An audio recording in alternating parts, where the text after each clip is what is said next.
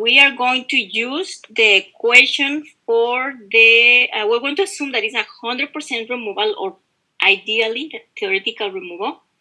And I need to go to the other page right here. And we need to use this calculation, this equation, using the 100%, right? So I'm gonna rewrite the equation. Let me put the iPad. Probably you're not gonna see me. You're gonna see this thing here. If I rewrite the equation here, is going to be we're looking for the length of the chamber. The length of the chamber has to be recalculated with the new velocity. What was the number?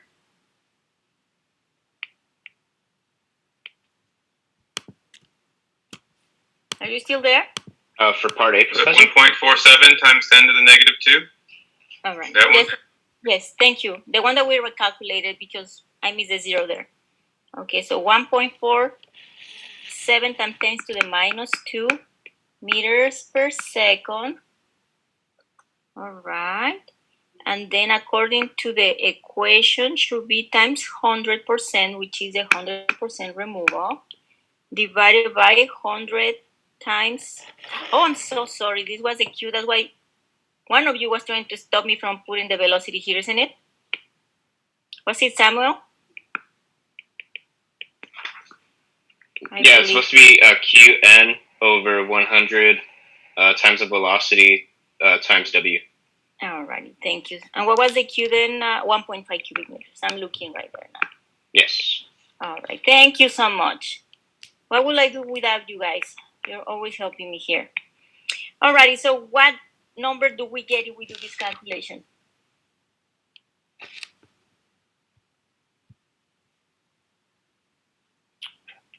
Well, we got 51 last time, but instead of 100%, we used 1.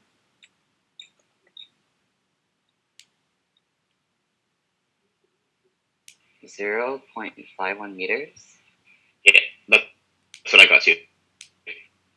That's like 0.51 meters. That is about what, 50 centimeters? Are you familiar with the metric system? Mm-hmm. Okay, so let's remember, some of you are like, this is too small. Let's put it into context. Let me go to the problem in here. Look at your ceiling. Think about an HVAC system with a 0.5 or 50 centimeters long tray. And in this case, they call it the settling chamber, right? Remember, imagine that you need to remove this manually from the HVAC. Will this be something that you could handle manually? What do you think? I think that 50 half centimeters. a meter is not going to be enough. Can you convert 50 centimeters into input?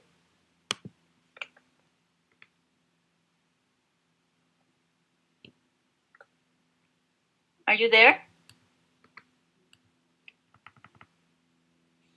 20 inches, approximately.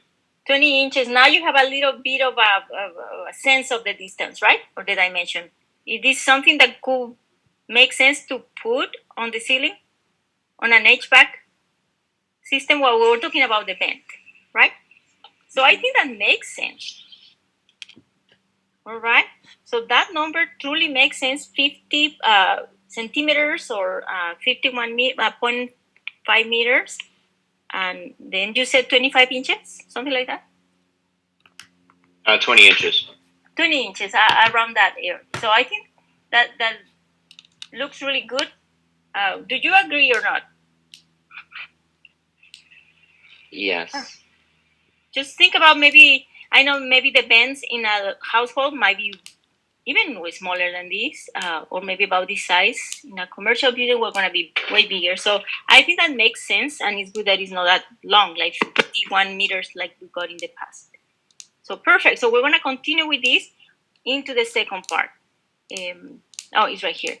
The second part indicates that we need to calculate the removal efficiency of a 25 micrometer particle, and we were calculating the settling velocity. The settling velocity that we calculated last time does not change. It's the same settling velocity, and we already have it in there. Now we need to go and calculate the removal efficiency. What is a percent removal? So let's do calculate N, or the efficiency, and it's going to be equals to 100 times the settling particle is 3.6 times 10 to the minus 3 meters per second. And then we need to multiply this times the length, which is 0.51 meters, times the width, that was 2 meters. And please double check my numbers. And this is divided by Q, 1.5 cubic meters per second. Please check my units. Seems that it's getting thin. I might need to go change. My computer is still acting out.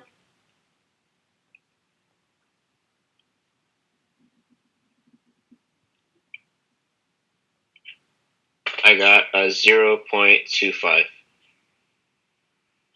Okay. This is times 100, right? Yeah. It's times 100. So this is percentage, correct?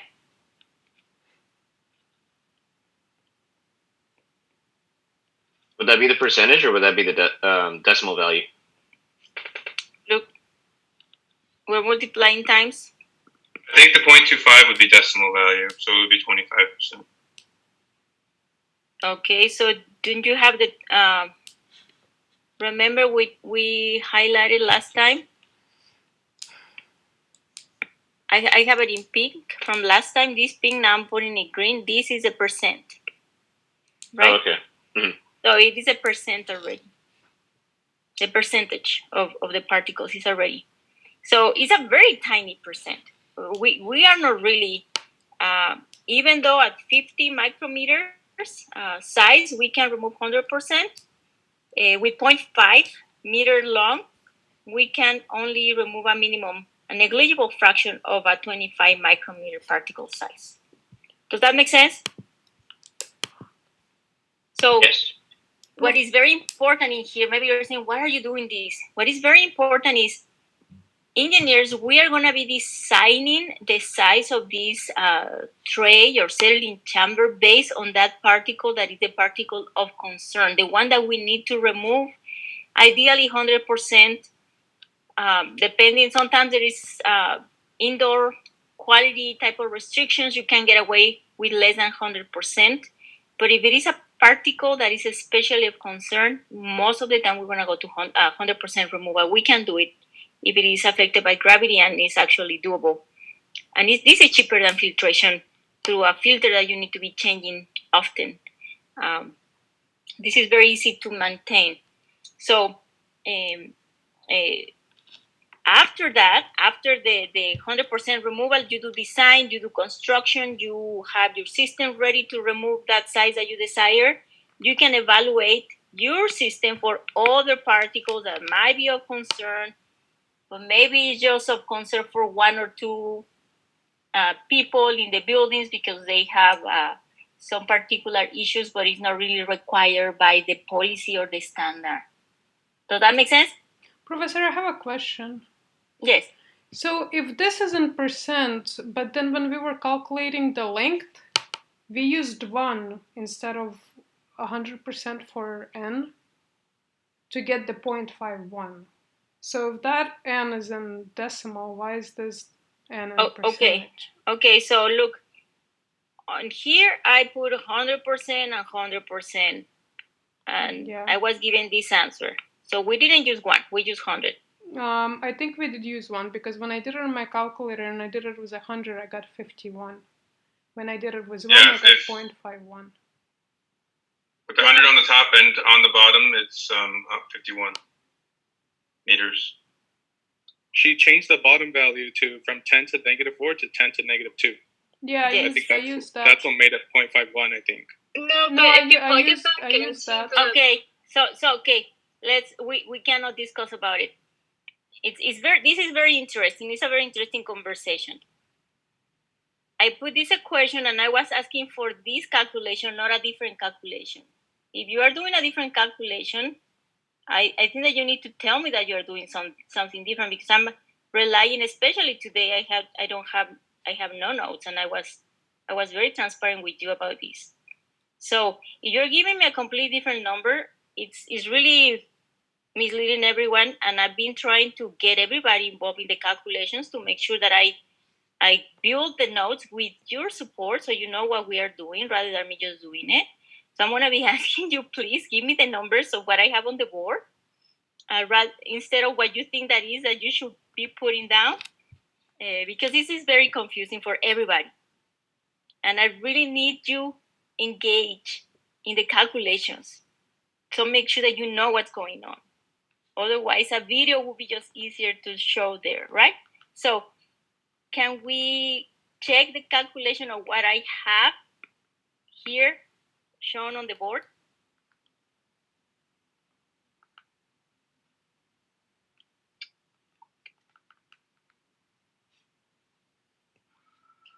I got 0.51 too. Okay, so the only reason why I think it's 51 meters, not 0.51, is because if you plug it back into your proficiency like formula, the n equals blah blah blah, you only get 0.99%, not 100%. So I think we're supposed to be calculating it using 100% versus just one. If that made any sense. Yeah, we're using it as 100%. Yeah, so I think the length is supposed to be 51 meters, because if you check your answer and you plug it into the n equals 100 times velocity, that formula, you get 100% if you use 51 meters, not 0.51. So you are telling me that what we need to use in here is 1. That's what you're proposing. No. I'm saying that's what they use to get 0.51, which is incorrect. Okay, so what we're gonna do this. I don't understand what is being said right now. Is this calculation accurate for everyone? This I number get here? 0.51 when I turn 100% into 1, like into a decimal form. Okay, so is this calculation correct? I'm getting These are- 51. 51, all right. So this calculation gives 51. This number here is equal to 51 or 0.51? I get 51 also. I get 51, yeah. Okay, so please just give me the number that you're getting from the calculation that is shown on the board. Okay, so 51 meters. If we go with 51 meters in here, what do we get as the removal? It's going to be 100 times. 4.5. Okay. Alrighty, so we'll have 25% is 100 times more, right? It's going to be 25%. Okay. Okay, so based on that chamber of this size, 51 meters, which still seems to be long, still can be doable. For a particle of 50 micrometers, it's a very, very tiny particle. And that half of it will be only removed 25%. Okay, so here is just the interpretation of the results. The equation, I checked that. Where did I get this equation from? The equation is from the catalog for the settling chamber. I got it straight from there. It's a manual. I checked that before, so the equation is right. And I didn't notice, I'm sorry, I cannot see right now the titles of who's talking. If you have questions, come and see me, because I really would like to talk to you and see what's going on. And then if important, I'll bring it up to the class later. All right. So my computer is still misbehaving. I don't know why. So we're going to continue with the next portion of the class. So let me just grab this up. We cover all the different ways to treat point source pollution gas phase or particulate matter, right? We talk about them, the treatments, and we did 2 design problems. One of them is for the system that has, we haven't done the second one, I apologize. We have done the one for settling chamber. So the next problem is going to be the problem for the electrostatic plates. And for that, I need a formula that is coming from the manual. So I'm gonna give you a, yes? I was wondering if you can go back to like the part where it said 25% as the answer. I didn't get that part down. Okay, so I got it. let's do this. Give me 2 minutes to run and get my manual, because otherwise I'm not gonna have that equation. And I wanna make sure that I think that I know what it is, but I wanna make sure that I don't make mistakes. Let me get to the manual. It's gonna take 2 minutes. Take a stretch or something, and we'll continue in 2 minutes.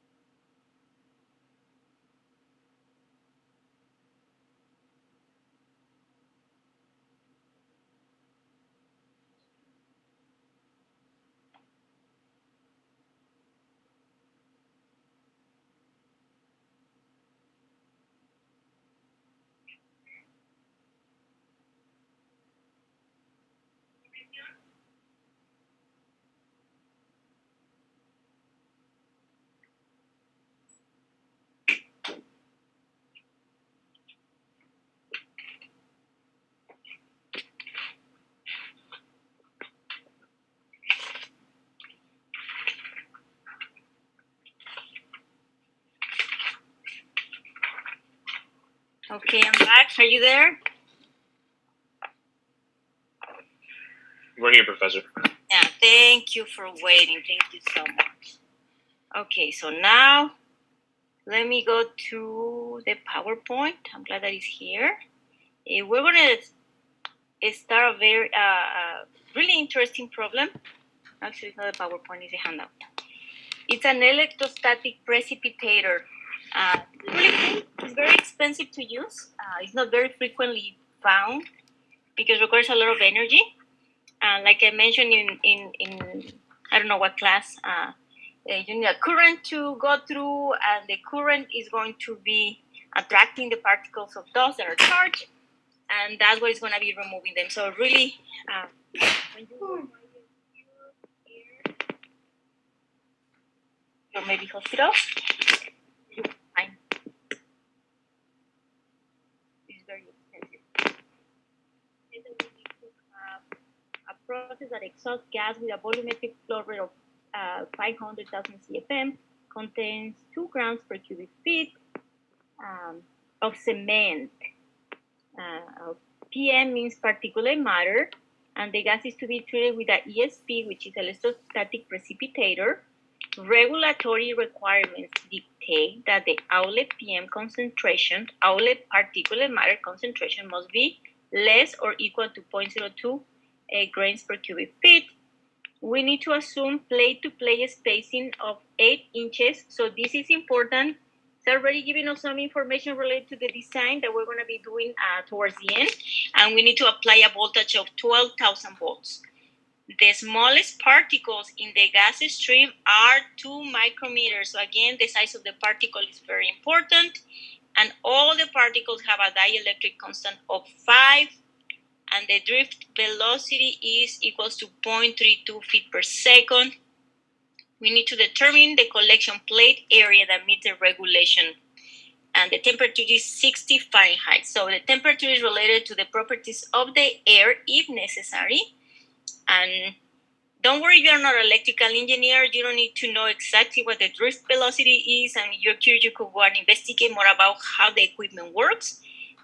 but the vendor is going to give you the equations that are very particular to this piece of equipment, so you can calculate some of the information that you need to. So we need to determine the plate area. Our system, I don't know if you remember the photo, it was a set of plates that were vertically positioned, and in the both sides of the plate, the particles are going to be attracted to, and the air is going to be going in the middle. So what we need to do is to, I need to present to you two different equations that are going to be used for this problem. The equation that is particular for this type of problem or for this piece of equipment is going to be the Douche Anderson equation.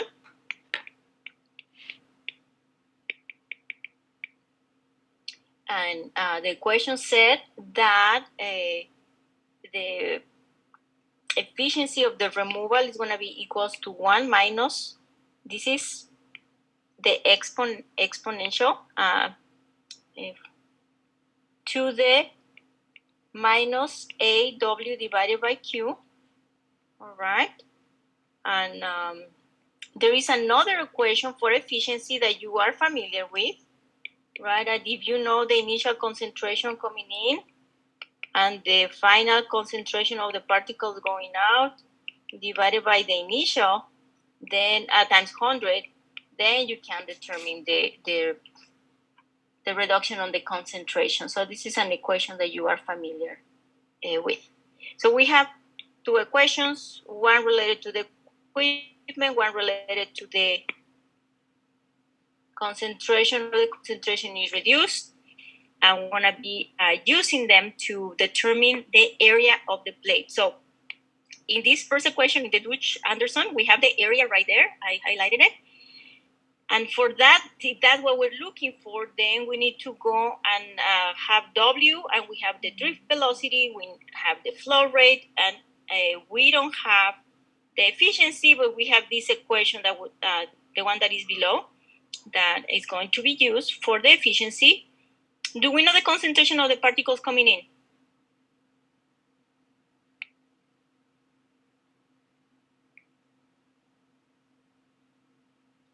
Second line, is it two grains per cubic feet? Yes, we know it 2 grams per cubic feet. So we have this one, and the going out, is it given?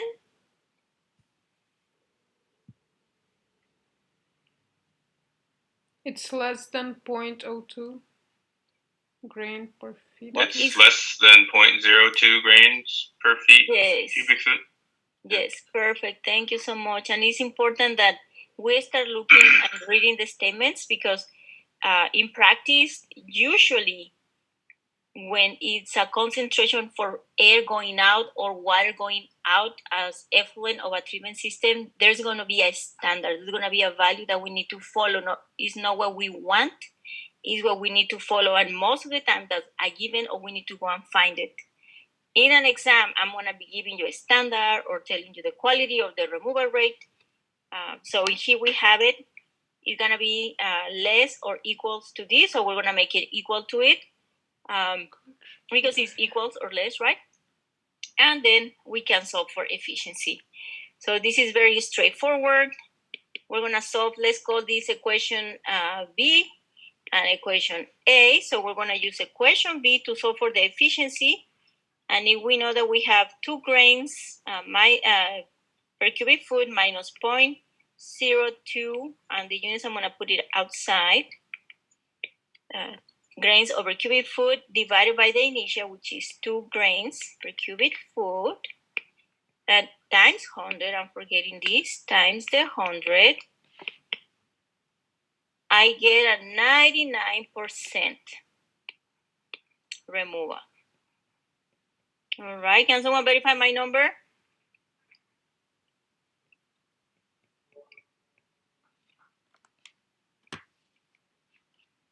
Yeah, 99%. All right, thank you so much. So verified. Now we can go to use the dA equation, or Douche Anderson, just to save time. dA equation, and we need to have the flow rate. We have it is given as cubic feet per minute. So let's do conversion at cubic feet per second. If we convert our flow from 5,000 cubic feet per minute per second is going to be just divided by 60. So we have 8,333 cubic feet per second. Yes?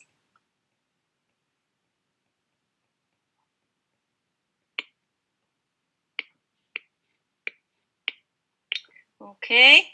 That's right. Cubic feet per second. Yeah, thank you so much. And so now we're going to go and calculate the area. I need to solve for A. I'm going to give you the version of the equation solve for A. If you see any issue, please let me know. If you see an issue, please let me know so I fix the equation. Right now, it's very important. So I'm solving as I go.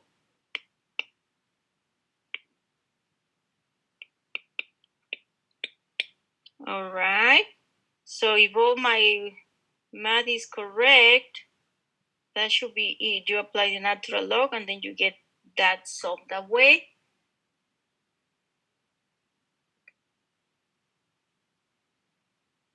All right. So now we are ready to substitute, and it's going to be minus 8,333 cubic feet per second divided by W, which is 0.32 feet per second. And all of this is going to be the natural log of 1 minus, we didn't calculate the efficiency. Oh, no, yeah, we calculate efficiency. It's 99%, so 0.99 in this equation. And all of this is going to be multiplied around that. And what do we get for the area of the plates?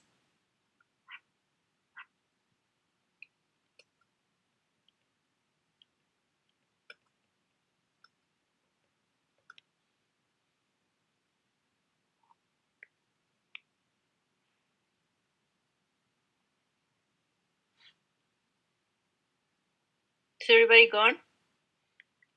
I got 120, 10 to the 3 power. Okay, 120 times 10 to the third, or the 3. And then the units are cubic square foot. Thank you so much. Now let's remember, this is the area what? What area I'm looking for? It's for the area of the plates. The area of the plates. This is the area of plates needed. This is very important. We need to now physically look at this, how this is going to be looking like. So if we could imagine a humongous plate at 120,000, right? Square foot, it would be a humongous plate. But we don't want a humongous plate. We need to make this into something that can actually be placed in a room, or a tank, so we can convey this air. I'm gonna change to another page because I reached the end in here. So let's assume, this is not given on the statement, but let's assume that the information that commercially available plates, the plate size is the length 30 feet and the height is going to be 40 feet. So this is kind of an industrial application. It's a very large system. It could be smaller, but we're just thinking that it's a commercial application and they have the room for this. So if this is the actual size, and let's say that we pick this one, the workforce system, we need to calculate the plate collection area, right? So plate collection area, and just imagine this plate. It's going to be very tiny here on the drawing, but this is my plate. This is 30 feet long, and since that is taller than longer, so we'll just go with that information. And the plate area is regular as 40 times 30, but both sides are going to be working. I'm going to put in here 2 sides are working. So the total plate area is going to be the double of the just surface area, and that is going to be 2,400 square feet. Okay, does that make sense for everybody? It's like going to Home Depot and buying a piece And they of have to wood, be spaced 8 inches apart. and they right? have to be staying 8 inches apart. Yes, now you're thinking about it. So we have in one plate with these dimensions 2,400 square feet of area available, right? How many plates do we need? So let me give you a formula. Hold on. I know that you're already thinking what to do. The number of plates is calculated as number of plates minus 1. All right? And then you get the area required by the area of the plate that is commercially available. Here we can put in here, commercially available is this area of this plate in here. So if you divide the total area by the commercially available area, you're gonna get the 50 plates? yes, Or 50. it'd be 50 plus 1, so it'd be 51 plates. Yes, exactly. So it's gonna be total 51 plates, right? Well, number of plates. Number of plates. So it's very straightforward. Design is well, I have to say something. For some of us, might be not that easy, but is more related to things that we can find available in vendors, and they're gonna be giving us some guidance on what. Now, some of you are like, what are you talking about? What is plus 1? Okay, so let's make this more visual. I'm not gonna be drawing 51 plates in here because I don't have the space, but I'm going to draw. Let's say that we need, just assume that we calculated that it gives you 5 plates. 1, 2, 3, 4, 5 plates. Okay? But the other size of the last 2 plates is not gonna be working. It's going to be, let me just use a different color. It's going to be at the edge with whatever is the box or the casing that is holding the plates. So we're gonna have only the area of one plate, and this is a second plate, and then the third plate, and then the fourth plate, right? So even though we have 5, we only have the area of 4 plates equivalents that are working. If we add the extra, let me make it thinner so it's not gonna fit in here. So just make sure that you guys are clear. This is where the air is going through in between the reds. Okay? This is where the airflow is going through. I have a question. Yes. Wait, how's it 51 plates and not 50? That's where I am going right now, David. Looking here. We have this dark one is plate 1, plate 2, plate 3, plate 4, and plate 5, right? So I don't have the space to put 50 on the board. I'm just gonna go with 5. So as soon as you plate, your calculation says 5 plates. If you have 5 plates, you have the area, the red, or let me just maybe with green here. This is the net area that is actually working, and it's only equivalent to 4 plates. Can everybody see that? Even though we have 2 5 outside plates, plates are working half efficiency as the other ones, right? yes, so we have lost this part, right? This area and the area here at the edge is lost. So we need to add that area, adding another plate. And I can just draw the drawing. We have 5 plates plus 1, that would be 6, 4, 5, 6. And all of them should be 3-dimensional like that, right? But I don't want to get, that can get too messy and very ugly. So I'm just gonna go like this. So we have now again the casing. It's enclosing here. We again lost the edge area because it's against the casing. We have 1 plate, 2 plate, 3, 4, 5, 6. And if we look at the area that is actually working, is the area 1, 2, 3, 4, and 5. And this solution is 5 plus 1, or 6 plates. So in the case of a 50 and adding the 51, it will be exactly the same thing. Does that make sense? So when you're doing your calculation, you need to account for the actual maintenance and installation and how the pieces are placed to ensure that you account for that loss of area in this case. In some other cases, when you have a motor, the loss of efficiency because your motors are not perfect. So we need to do this in engineering in many different ways. Okay, questions or comments? There's a lot of stuff in the question that we didn't use for our analysis. Is that going to be included in why you picked the equation that you gave us? Can you like the voltage?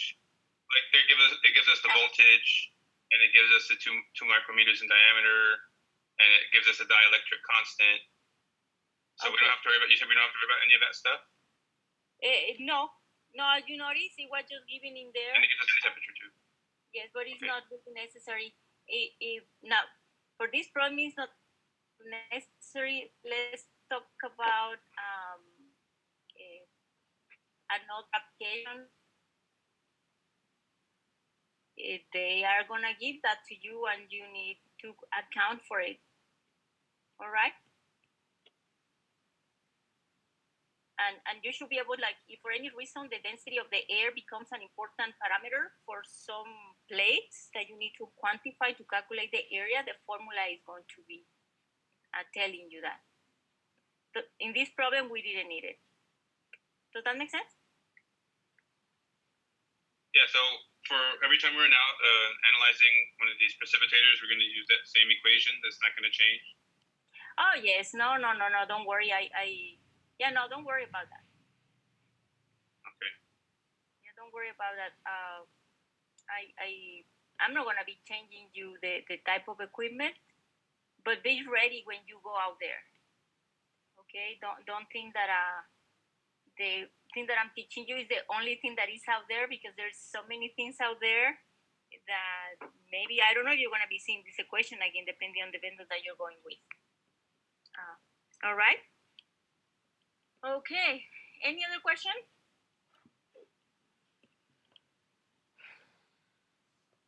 So did you use all that extra stuff to determine the drift velocity? Is that where it came from? The drift velocity is going to be related to the diameter of the particle that you have in there, and based on the charge that they had, it also might be depending. You know, the flow intensity, the potential that could come from your particle is related to the drift velocity, yes. And the dielectric constant is also going to be related to the type of particle that you have. So yes, it's way more complicated than this. But remember, I told you you don't need to be an electrical engineer to even to understand that you can use this equation, very simple equation, to determine how many plates you need and to size. But yeah, you're gonna need someone that supports you with that, and the vendor is the one that usually is gonna be working with you, selecting some of the pieces of equipment. And it's gonna be similar for reversals, MOSIS or ion exchange or any other advanced treatment. You might know some things, but you might not know every single thing related to the equipment. All right. So this is a very exciting topic. Everybody likes design. No, let me take that back. For some of us, design is very challenging. I have to confess, when I started a young engineer, I was like, what? It was hard to organize grab my mind around, but then eventually it became easy with practice. So now we're going to start a very exciting portion of the class. Actually, if I say it has become my favorite part of the air pollution part, is when we are going to study the models or the questions for air pollution dispersion into the air outdoors. And it's very important because you want to know where, especially you're committing to buy a property, either for your personal use or maybe you're investing to build condos and sell them, or maybe just having your own income by renting them or something like that. You really need to know what you're getting into, especially the people that you are, going to be trying to sell to. So what are we doing here? We're going to be looking into how the pollutants disperse into the environment. We are going to be able to determine that, we're going to present a few of the equations that are used. They're very simple equations, and they are going to be applied in different type of circumstances. We're going to be looking for like the source. If you can see here on the screen, is showing industry type of setup, and that is emitting some pollutants, and how it is going to be distributed in the environment, and how will be affecting someone that is either walking, or can you imagine that you buy your house, right? And you don't know, and you pick that because it has a great window, and then maybe this is a door to the backyard. You have your fencing here, and for I don't know, whatever, and you are breathing all those gases. So I think that it's very important that you kind of have an idea, or not actually having an idea, a tool that can help you make decisions, professional decisions and personal decisions. We need to talk about distribution of air pollutants. Some of you have been coming and asked me about some of the terms in there because you're finding them very complicated. Yes, air pollution is not an easy topic. It's a very challenging one. It's heavy based on chemistry. Don't worry, we are not going to use that much chemistry. I'm going to try, actually, I designed this module to be more applied rather than theoretical. So we're going to be actually trying to look into what the modeling means in a very practical way. But we need to talk about a few of the terms that are very important in air pollution. The air pollutants are emitted by point or non-point source pollution. In this specific part of the topic, we're going to be looking at point source pollution and also distributed sources. What do I mean by distributed sources? Is going to be the typical example is a freeway. Yes, it's a non-point source pollution. We cannot really trap that, but it's distributed and very well localized. We know what it is, and we could do some calculations about how the emissions that come from a freeway or a heavy or very busy road, where they're going to be going depending on the air direction, the velocity, etc. And also, it's not only where it's coming from, but also how they're going to be interacting with the meteorological conditions and the topographical conditions. So all of that is going to be very important for us to look into when we talk about this. We need to understand how these particles move into the environment. They are emitted into the environment, and they're going to be entering a cycle. This cycle is going to relate to they are emitted, they are transported due to pressure, temperature changes, the wind. They can be transported, but eventually they're going to be deposited or absorbed or ingested, right, by something or someone. And some of those that are not trapped or absorbed or attached to something or someone can be resuspended. So in reality, we're going to have a cycle. You could have a drawing. I like to portray it as a wheel. We have the emission, they have the transport, then it goes to the deposition, and then we're gonna have the resuspension. And some authors like to call the resuspension as the emission. I'm not going to put them as the same. I will just put a slash remission, emission, resuspension, emission is a slash, and actually I can write it better. Maybe here.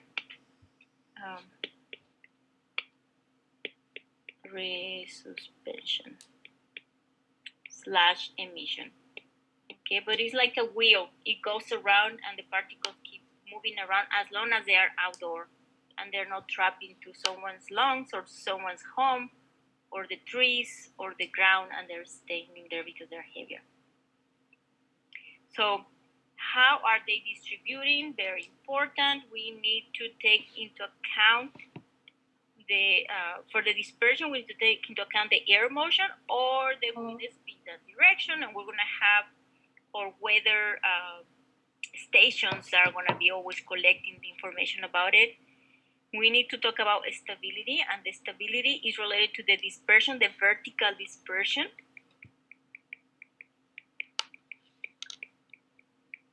Of the pollutants. This is going to be very important that we understand and it's clear for everyone.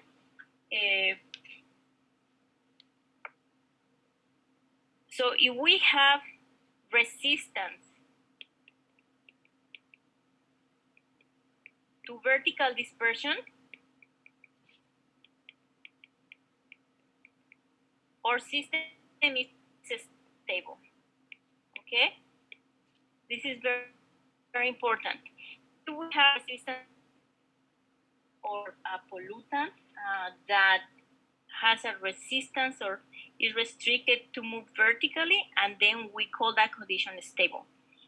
When we have a dispersion that is vertical, then it's a non-stable condition or neutral condition. I will talk about that coming, and some of you are already reading about this. And also, so we talk about wind direction and the speed, we talk about the stability, and we need to talk about the difference in concentration. So the difference in concentration from one point to another in the atmosphere are going to be producing gradients or differences in concentration, and those gradients are going to be making or triggering the diffusion phenomena. The difference in concentration is causing that the pollutants move from one place to another. So let's start with some very practical examples of how the meteorology and the topography can be affecting the quality of air. Well, it is not a surprise. This is from 2007, but we're still going through fires. And if you notice on the first diagram, the one here that I'm highlighting, it says dust. Well, that's showing you dust. The white clouding there is dust due to the wind. But it's the beginning of a fire in the Southern California area. And you can see the AQI index in here. It tells you here that it's just starting, and in general, everywhere is okay, moderate, and some places are unhealthy. But then, in the next day, this is on Saturday, on Sunday, October 21st, those fires are starting to significantly affect the air quality of different places, and it gets worse the following day, on October 22nd, which is a Monday. You can see a lot of red spots now. The air is really unhealthy, and not only that, visually we can see the fire. So the meteorology, what happens here is that it got worse because of the wind and the temperatures that were happening in the area didn't help and promoted the dispersion of the smoke. The smoke traveled in easy words. Let's put it like that. The smoke traveled and it's getting away from California, and maybe who knows how far it reached. I mentioned to you that my daughter in Massachusetts was able to actually see what she was told it was the smoke from California, from Northern California fires. Then we have the terrain effects. the terrain effects is related to the topography. We have valleys, we have high or mountains, higher altitudes. We also have sea breeze coming in or moving around the land, and we're going to have temperature. So here we have a figure that shows you the effect of the temperature on the surface. And you know, I was always intrigued, like, how come when I was learning about this and I was everything came out together one time when I was on an airplane, and they said that it was going to be hard to land because it was too hot on the ground. And that was when I was an undergrad student, and I came to Sac State to as an exchange student. So I was like, what's going on here? I don't understand. Why? Has anyone experienced that? That you're on a plane and they tell you it's too hot to land? It's going to take a little bit of extra work?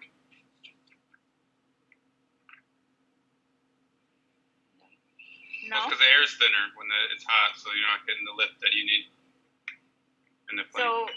So you're going down, right? And if you think about it, the density of the air changes, and it's escaping from the ground. So tends to push the airplane up, and the airplane wants to go down. So they need to push harder to get on the ground. Now, when it's cold, it's similar. When it's cold, it builds a vacuum and pulls down the airplane. So the airplane needs to go down, but it has to balance the force that is pulling it down because of the difference in temperature from the ground and the air. And I was like, wow, this is amazing. And it clicked with the pollutants too. Something like that is going to be happening with the pollutants. We're going to be looking at the air temperature, and we're going to be looking at the pockets or the amount of pollutants or the little clouds of pollutants that are out there, and the difference in temperature is going to be driving how the distribution is going to be taking place. So it's very, very, for me, it was very interesting. It was an aha moment. And I'm sharing this with you because I hope that will help you to understand a little bit more what's coming when it's related to the pollutants. So, and we have valleys. Sometimes in a valley area it tends to be colder because sometimes the sunlight doesn't hit directly or doesn't hit until the sun is on the top. And sometimes on the areas that are higher, the sun hits since it comes up all the way to the top and then it's going down, and still we have some air. So that might be a hotter area. And all that terrain with the temperature is going to be affecting how the pollutants are distributed on the air. Okay. So let's talk about stability. As we talk about stability, the resistance to move vertically is going to be when we talk about the stability or the status of a stable condition. But also we're going to have a situation where we are going to assume that there is no addition or loss of heat, and we call adiabatic. Some of you were asking me about this in office hours. This is what we were talking about, the condition where there is no loss of heat or no addition of heat. Ideal condition, of course. And when we have, when we talk about the stable condition, right, the temperature, and what does that mean? Before I touch about the other things, what does that mean? When the temperature of the atmosphere falls at a rate that is less than the adiabatic, or G, this G is less than the rate constant for the no loss or gain of heat, which is equals to 1 Celsius over 100 meters. So we're going to talk about this constant. This is the stable condition. All right. Now for the neutral situation, well, let me mention this. We have neutral, we have unstable, and we have stable. When we have a neutral condition is when we call it a -1. I was writing down here, -1 Celsius over 100. What does that mean? Every time that you move up 100, you lose 1 degree in temperature. All right? So the rating here that I'm showing you is the ratio of, let me put it in here, it's going to be clear. The ratio of the temperature change, well, let's put delta T, delta temperature, over altitude. But the altitude is very well defined. It's going to be change of 1 Celsius per 100 meters going up. This is a ratio that we're going to be looking at in plots. I have very cool plots that I'm going to show you. They're better the ones that your textbook is showing that some of you came up with confused. And we're going to be comparing the conditions to this one, 1 Celsius. So we have the unstable condition that is going to be larger than this number, and we have the stable condition that is going to be less than this number. So let me go to the plot and show you what that means. We're looking at neutral stability. So if you remember, the constant, the 1 Celsius over 100 that is shown in here, okay, that is going to be what we are going to be looking in this plot. I'm going to show you the 3 different conditions. This is the neutral, this is the stable, unstable, and then we're going to be looking at the stable at the end. In the 3 labs, I'm coming down here because it's going to be more evident to see it in here. The ambient labs is this one green, and the red one is going to be the dry adiabatic, or the ratio that I'm talking about that corresponds to the -1 Celsius. So we're going to carry that one. This one is the one that is going to be corresponding to the -1 Celsius over 100 meters. Okay. The ambient is going to be the temperature of the air in the ambient. So let's go to the image. I think we have time for maybe this one and the other and the next one. So we have pollutants. These little clouds are going to be the pollutants. These are the figures that they are not on your textbook. The references there is a different textbook. I really like them. So these green ones are the pollutants. And the ambient temperature is different, or in this case, it's gonna, well, just look, this is the ambient temperature, the one on red, right here. Okay? So according to this, when in your textbook says a parcel of air, but we're gonna say the parcel or the pocket of the pollutant goes up by 100. So this is 100 meters, goes up by 100.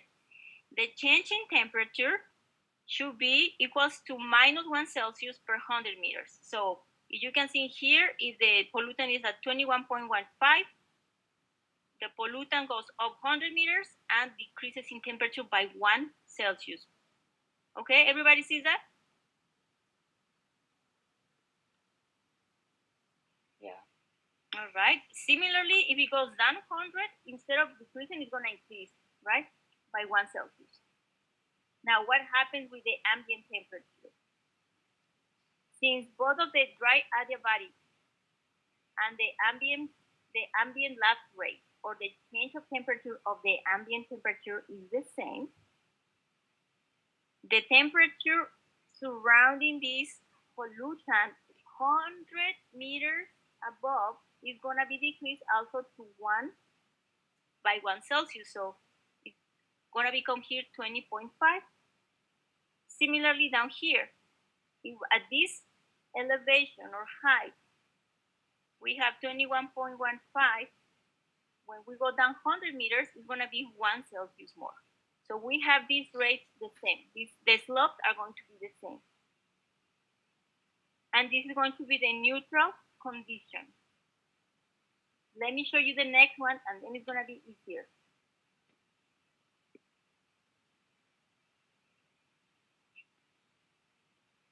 In this case, let's look at the pollutant. See, the pollutant is in green. And the problem says that we have unstable condition, and if we have unstable condition, that means that the rate of change is going to be minus 1.25 Celsius per 100 meters. But remember, we're carrying the dry adiabatic, or constant equals to minus 1 Celsius per 100 meters as we go up. All right? The pollutant is going to be following the dry adiabatic, this constant rate. So my pollutant at this elevation has a 21.15 temperature. 100 meters above increases by 1 Celsius. 100 meters below from this initial point, right, is 1 Celsius warmer. What happens with the ambient temperature? It's going to be changing a different rate.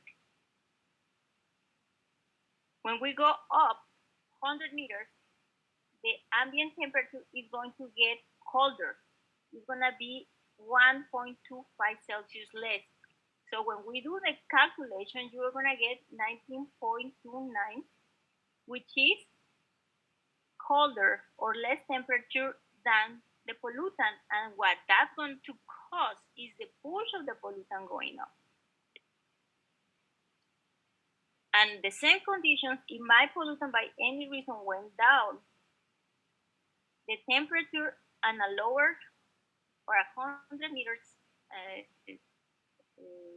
closer to the ground, by going to the ground, will increase by 1.25, and if we adjust the temperature, we determine that this ambient surrounding the pollutant is larger than the temperature of the contaminant. And what's going to happen is that it's going to be pushing the pollutant, is going to be sinking down into the ground, and this is what we're going to be calling like inversion. The pollutants are pushed down to the ground. All right. So I have talked about the adiabatic. I want you to go and review this for Wednesday, not for Monday, because we have an exam. Go and, if you haven't done your reading notes or you haven't started them, go and check the adiabatic definition, and it's going to be related to the changing in temperature as we move up or down in respectively to the ground. All right, it's 3:45. I'm going to stop here because it's the end of the class. I appreciate your patience with the electronics and with Blackboard. Since the Blackboard now is working. Question. Yes. Well, I was wondering if like some of like the slides or like this stuff could be uploaded to Blackboard. I think might be helpful. It is on Blackboard. But these yeah, these ones are on Blackboard. Never mind.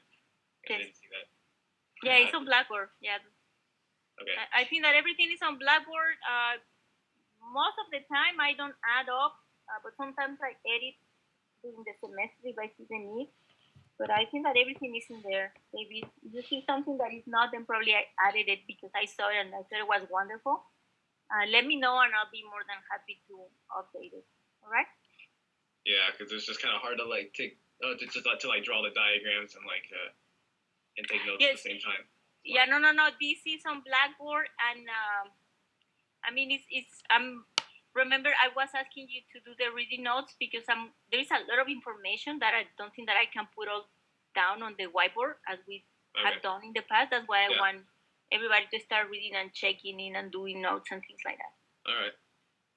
Great. All righty. Thank you so much, Test class. on Monday. Got it. All righty. Yes, we have a